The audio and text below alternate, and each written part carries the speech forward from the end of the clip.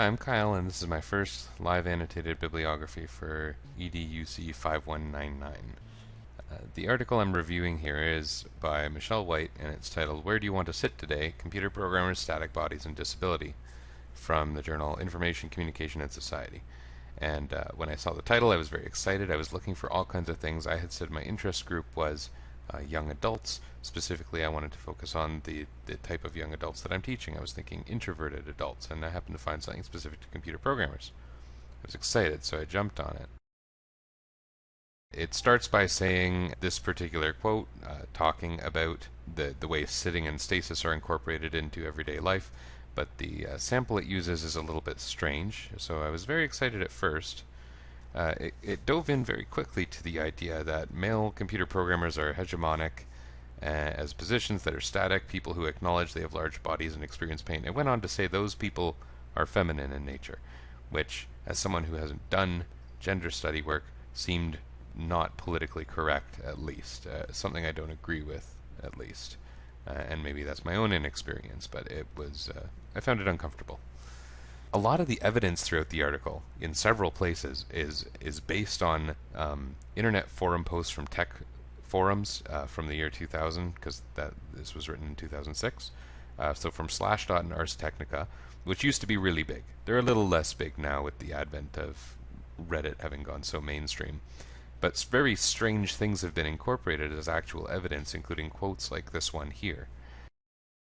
It was fun to see brought up the idea of the AOL icon described as a vigorous walking character, and that this is what people were trying to make people think of when they thought of the internet.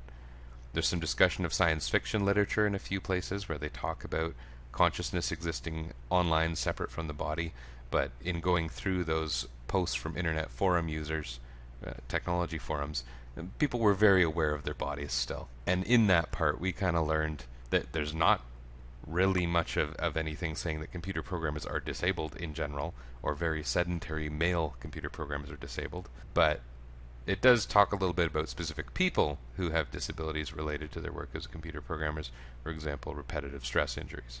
However, there are a lot of male computer programmers who describe their bodies as very out of shape.